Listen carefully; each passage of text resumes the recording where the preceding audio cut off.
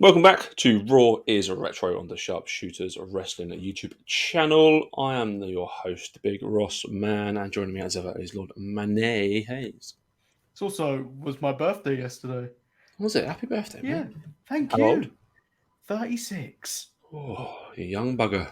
2 years younger than me. Did you do anything nice? Let's pretend we're in the future right now. I probably recorded the Untitled Manny and Marcus show live yesterday. We need to have a birthday special.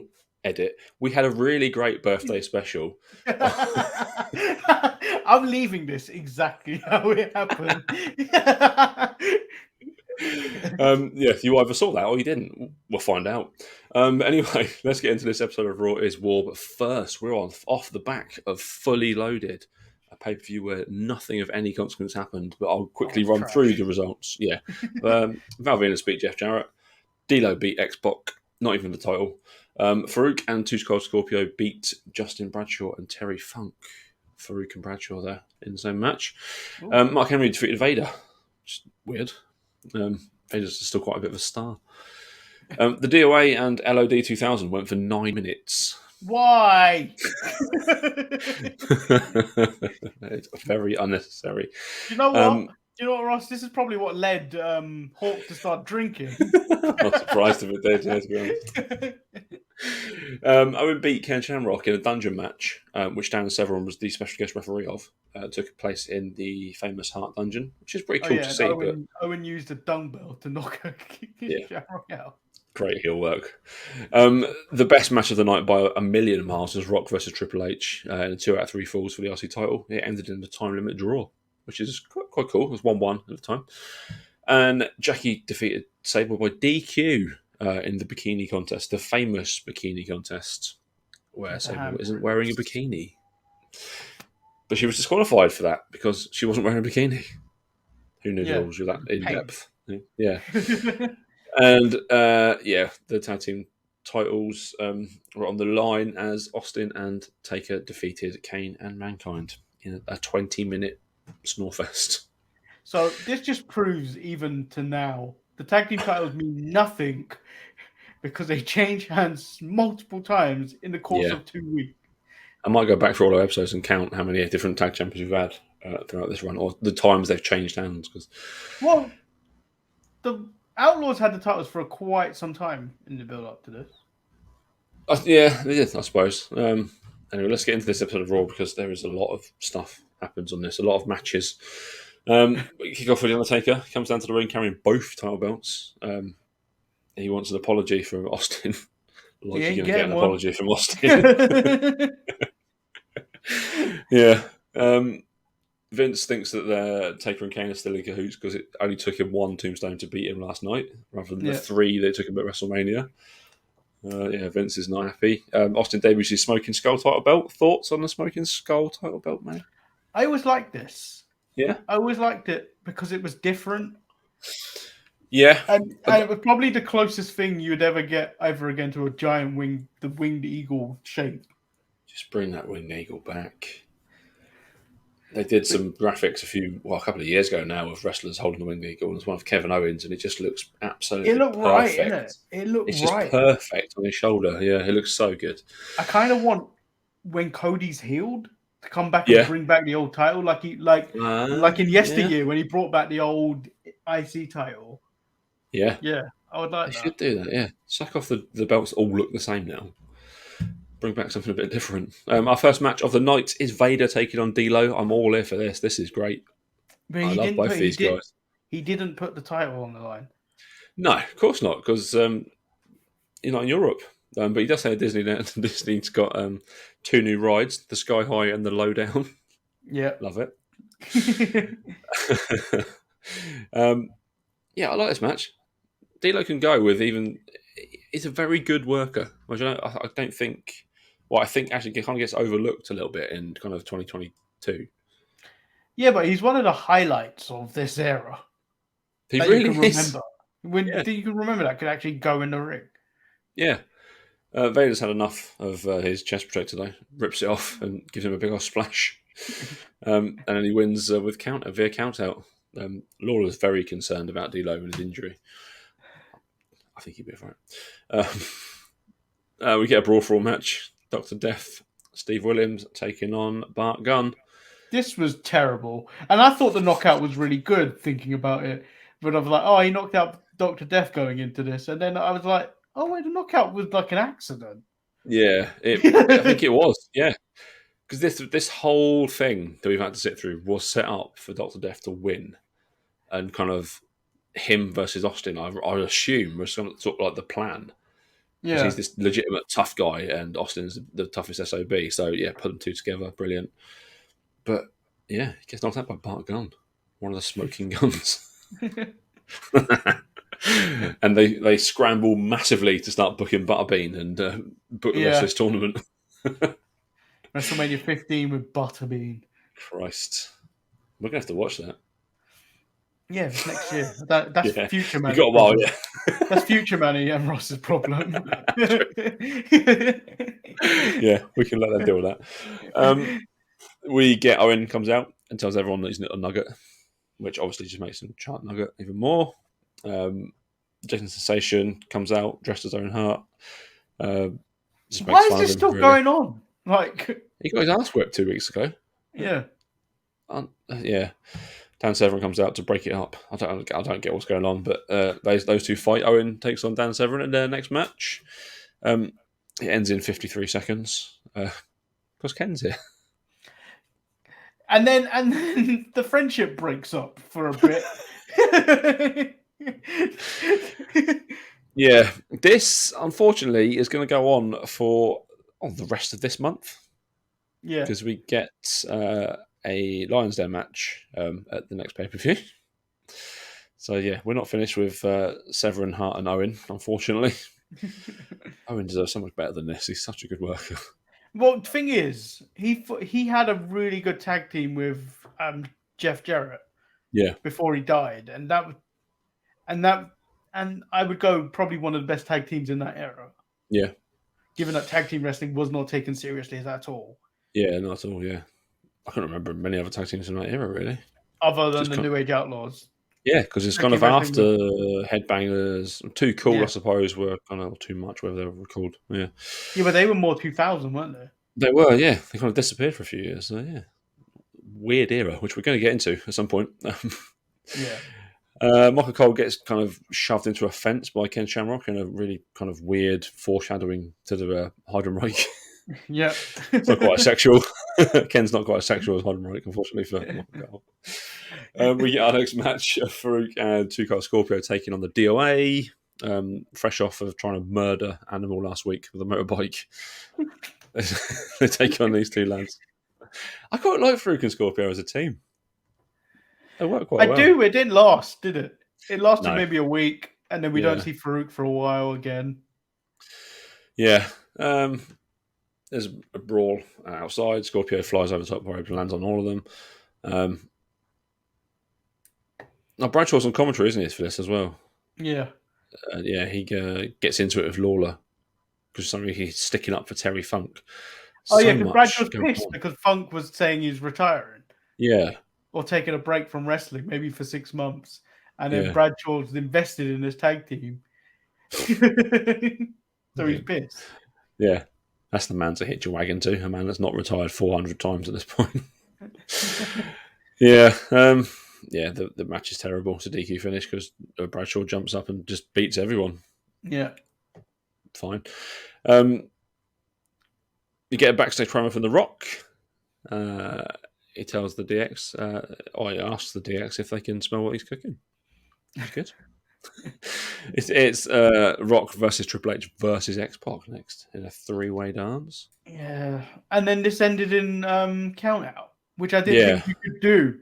You can't, can you? That's surely not a rule. They've changed the rules now to where there's no DQ, no count out. I don't think there's rope break either. Yeah. No, there isn't. Yeah, because you can't be.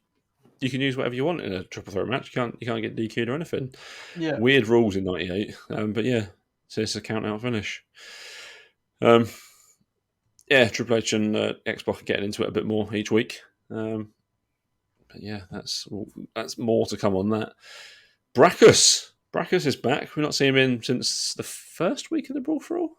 Yeah, against Yeah, Jesus. yeah. He wins in 53 seconds from a spinebuster. That's it. Like, I don't think we see Brackus again. Really. Yeah. I We don't cut know. back. I hope not. Yeah, he's not good, is he?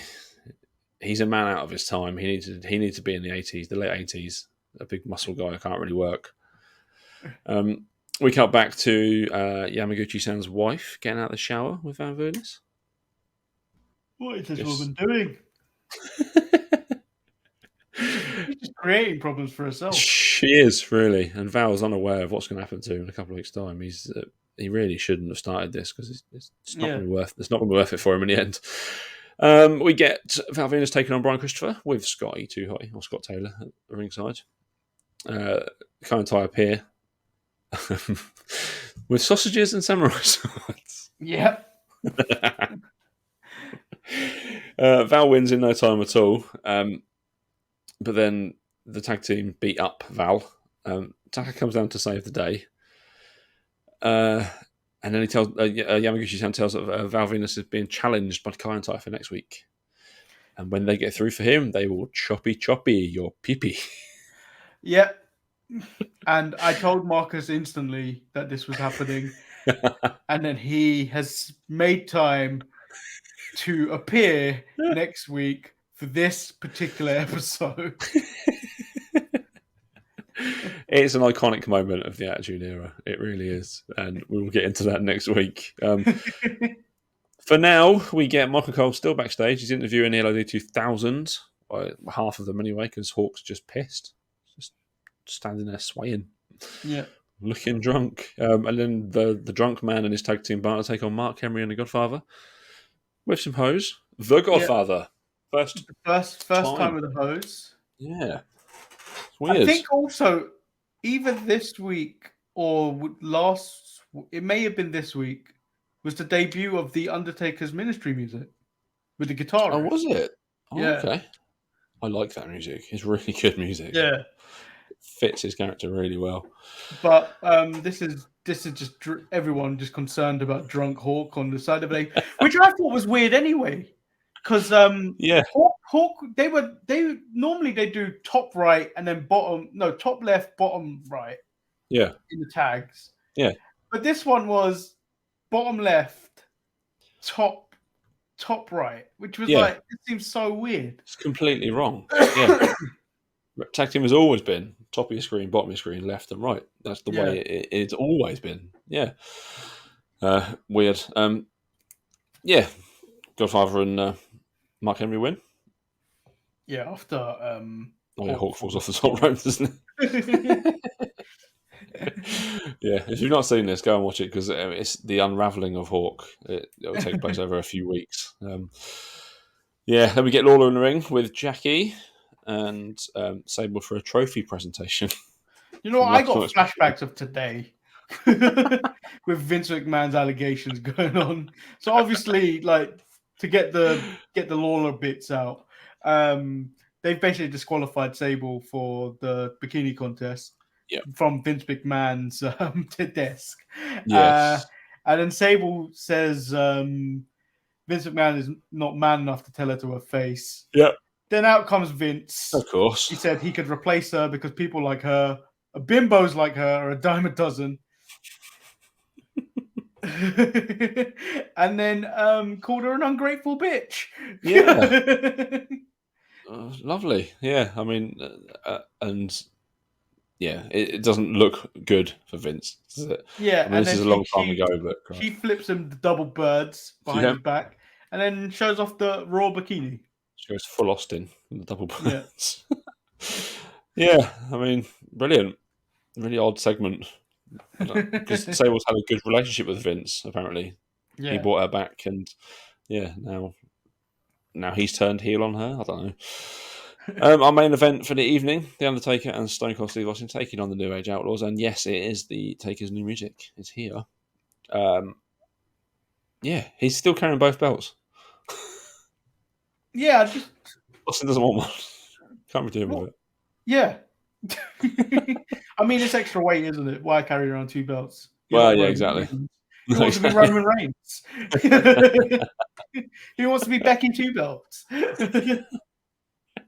Yeah, I mean, it's a fine match. It's exactly what you'd expect it would be between these four guys. It's fine, but I was surprised they held on to those titles. I thought it would have been a quick switcheroo to add more fuel to the fire, but I feel like that's coming anyway. yes, yeah, we've got them facing off in the main event of the next pay-per-view, so something goes wrong as for the tag team champions between now and then. 3 weeks time, I think. 4 weeks time. Yeah, but yeah, they win. Austin hits the Stunner to Road Dogg, and that's it. Yeah, that's the end of Raw. Lots of stuff happened. Lots of matches, lots of segments. It kind of fly by this one. This was one of the kind of the quicker episodes because there wasn't so many in-ring chatty segments, really. You started with one and you had the Sable one, and that was about it, really, which makes a change. Your match of the night, Manny? Main event. Had to be main event. Yeah, main event. Yeah, I think... Yeah, let's go with that. It is the best match by far. Your MVP? Oh, this is a tougher one. I'm not giving it to a person. I'm giving it to Undertaker's new music. I'm going to give it Bart Gunn for totally ruining the plans for the Brawl for All. Completely unexpected knockout, but then how can you book a shoot tournament and expect to have a predetermined winner? Yeah. Set yourself up for fail there, boys. That is it for this week's episode of Raw is War. Just a quick one this week. We'll be back next week with a very, very famous episode of Raw, Choppy Choppy Pee Pee. And we're into August already as well, so good stuff. And I have a feeling this may be the longest Raw is Retro episode ever for this time. Yeah, I think it might be. We will be back next week. Until then, you can find us on all the usual places, which Manny will now point to on your screen. They're up this time. They're up there. Facebook, Twitter, Instagram, YouTube, the Sharpshooters, all over those places. And if it's not, it's Sharpies Network. You can find us all kind of individually in the Midcard Mess on Facebook. If you're not a member, join. It's a really good wrestling group. Oh, and tomorrow, there will be a SummerSlam 2022, not to get confused with the 1998 SummerSlam. That's coming also. But tomorrow, there'll be a SummerSlam 2022 watch-along on the channel, usual times. Not sure who's on it yet. I might. I'm not going to promise anything, but I might be on that because it's summer holidays. So, I might be available. It's also a Saturday. It is. And I'm off. I'm on holiday. So I don't really have any excuses apart from being an old man who needs to sleep, but I can get some more sleep the next day. It's fine. We'll see. I might be on that. I always like SummerSlam. I like to watch the Big Four. And if I can stay up and watch them, I will. But yes, until we're back next week with a really, really famous episode of Raw, it is... Bye!